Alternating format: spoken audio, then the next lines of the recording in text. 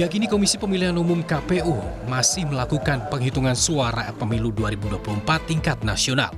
Hingga Minggu 17 Maret 2024 sudah 33 provinsi menyampaikan hasil laporan penghitungan suara dan masih menyisakan 5 provinsi, yakni Provinsi Jawa Barat, Papua, Papua Barat Daya, Papua Pegunungan, dan Maluku.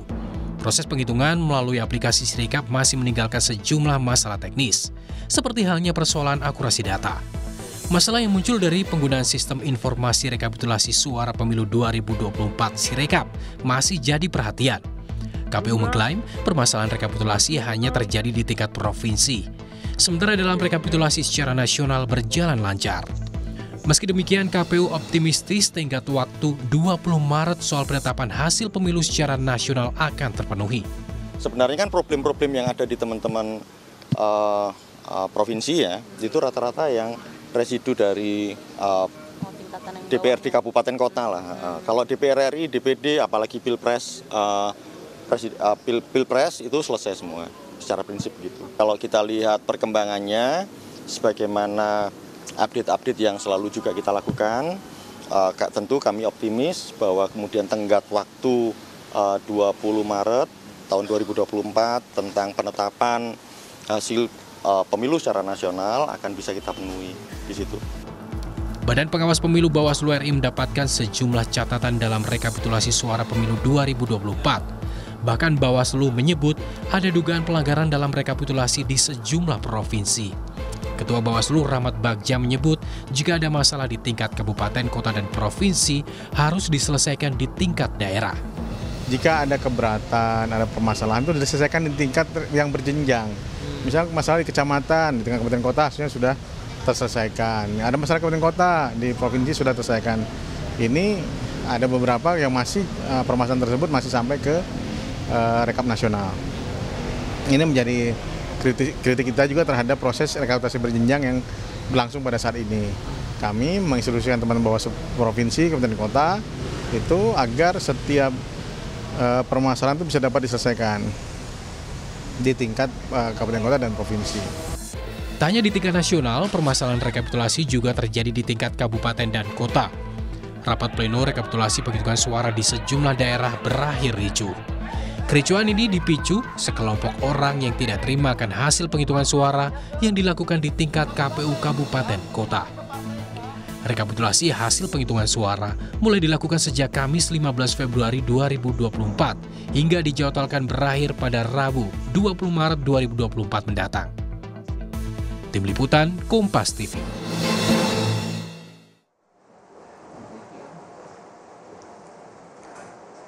Saudara, rekapitulasi suara pemilu 2024 masih berlanjut, tapi proses rekapitulasi masih menimbulkan sejumlah masalah di tingkat kabupaten, kota, hingga provinsi. Kita juga akan membahas ini bersama dengan Komisioner KPU periode 2017-2022, Ilham Saputra. Selamat sore, Mas Ilham.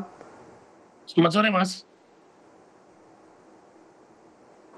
Mas Ilham, sebenarnya apa yang terjadi pada proses rekapitulasi pemilu tahun ini? Kenapa banyak sekali reaksi? Ya, tentu bermula dari sistem Sirekapnya itu bermasalah ya, sehingga kemudian ketika sistem Sirekap itu bermasalah, kecurigaan yang muncul semakin dalam itu kepada penyelenggara pemilu, sehingga rekapitulasi yang manual ini juga dicurigai karena ada perbedaan yang sangat mendasar terhadap data rekapitulasi dengan rekapitulasi manual. Nah, ini yang memunculkan sangka gitu ya. Nah, dan juga saya lihatnya bahwa Sirekap ini tidak tersosialisasi dengan baik, sehingga juga partai politik dan peserta pemilu tidak mempunyai pemahaman yang cukup terhadap Sirekap ini. Nah, ini yang kemudian harus dievaluasi ke depan oleh KPU, oleh DPR, oleh pemerintah terkait dengan penggunaan penghitungan elektronik yang seperti terjadi pada Sirekap ini. Ya, artinya tidak ada transparansi dari Sirekap ini, baik itu sosialisasinya sejak awal tidak baik gitu, tidak jelas diterima oleh para peserta pemilu, begitu juga pada masa rekapitulasi hingga akhirnya dihentikan, Mas Ilham. Ya, ini kalau saya melihat dari bisnis prosesnya gitu ya, tidak lantas kemudian mereka melakukan mock election atau kemudian melakukan semacam simulasi yang begitu masif seperti yang dilakukan pada kami ketika kami menggunakan Sirekap pada Pilkada 2020 yang lalu. Jadi banyak sekali juga tidak hanya partai politik dan peserta pemilu yang tidak memahami betul terkait dengan Sirekap, tetapi juga terhadap petugas penyelenggara pemilu di tingkat bawah yang seharusnya paham betul dan mereka ini adalah ujung tombak dari penggunaan Sirekap. Tetapi kemudian yang terjadi adalah data banyak sekali yang berbeda hasilnya dengan data manual yang kemudian sekarang sedang direkapitulasi oleh KPU. Karut marut di Sirekap ini tentunya bukan artinya cerminan dari perhitungan manual ya, Mas Ilham ya? Harusnya kemudian Sirekap ini kan membantu dan Sirekap ini tidak boleh kemudian berbeda jauh dengan hasil dari rekapitulasi penghitungan manual gitu. Jadi harusnya ini kemudian masyarakat lebih tahu terlebih dahulu terhadap rekapitulasi Sirekap dibandingkan dengan rekapitulasi manual, sehingga masyarakat tidak curiga terhadap apa yang terjadi pada rekapitulasi manual.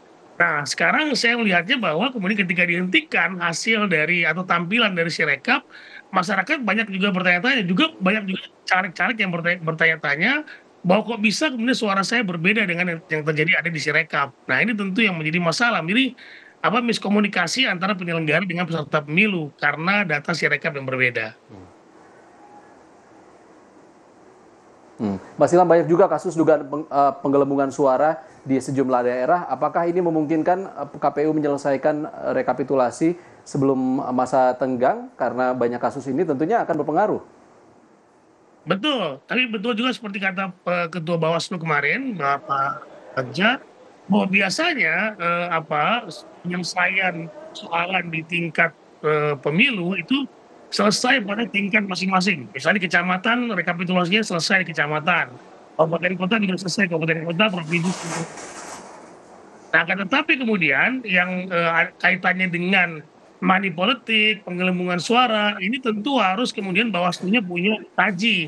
Ya, ketika ada orang melaporkan dan punya bukti-bukti, ini harus diusut dengan jaringan Bawaslu yang ada gitu ya, dari Bawaslu kecamatan, Bawaslu kabupaten, Bawaslu provinsi, sehingga penggelembungan tadi bisa diusut.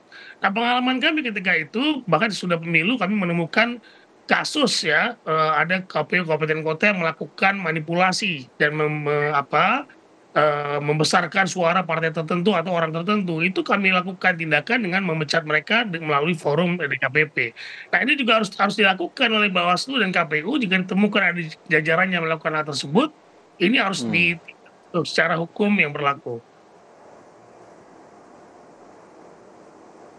Kalau Ketua KPU Hasyim Asyari bilangnya kan terjadi gejolak di sejumlah daerah, tapi secara nasional ini aman-aman saja. Harusnya kan ini sebenarnya kolektif hasil yang diperoleh dari daerah-daerah kan, Mas Ilham? Ya, betul. Tetapi memang biasanya jika sudah diselesaikan di daerah masing-masing ya terkait dengan perbedaan hasil rekapitulasi atau kemudian ada protes dari partai politik dan peserta pemilu. Nah, ini diselesaikan di daerah dan dibuat catatannya. Itu ada form catatan di mana mereka misalnya keberatan terhadap hasil rekapitulasi tersebut. Nah, itu nanti bisa digunakan kalau memang ingin dibahas di tingkat nasional itu harus kemudian basicnya adalah suara DPR RI dan Presiden dan DPD. Tetapi untuk DPRD provinsi, DPRD kabupaten kota tidak lagi dibahas di tingkat pusat. Seperti itu. Mas Ilham, kalau banyak isu kecurangan rekapitulasi di daerah, di luar negeri juga ada, tapi sepertinya di rapat pleno KPU ini adem-adem saja gitu. Kalau berkaca dari pengalamannya Mas Ilham 2017 sampai 2022, seperti apa sebenarnya? Ya, kami juga sebetulnya pernah ada masalah, seperti misalnya saja Kuala Lumpur ada pencoblosan yang dilakukan oleh oknum-oknum tertentu gitu ya. Kami langsung melakukan tindak lanjut untuk terjun ke lapangan dan kami selesaikan, dan juga ketika itu ada rekomendasi dari Bawaslu untuk pemilu ulang. Nah, itu hasilnya kemudian sudah kami tindak juga bagi petugas PPLN yang ketika itu bertugas juga sudah ditindak oleh itu. Nah, jadi memang harus gerak cepat dalam menindaklanjuti tindakan-tindakan atau kemudian persoalan-persoalan yang terjadi di daerah maupun di luar negeri. Nah, saya melihat sekarang ini saya tidak tahu apakah memang tindak lanjut KPU yang kemudian berhasil menindaklanjuti itu atau kemudian sengaja diredam agar kemudian tidak terjadi persoalan dari rekapitulasi di tingkat nasional. Oke. Nah, saya kira kalau memang itu selesai di tingkat masing-masing, baik itu di Baik. provinsi luar negeri, itu tidak ada masalah. Baik, Mas Ilham, kita akan tunggu seperti apa hasil dari rekapitulasi tahap akhir oleh KPU. Terima kasih Komisioner KPU periode 2017-2022, Ilham Saputra, sudah berbagi pandangan bersama kami di Rumah Pemilu. Terima kasih, Mas Ilham.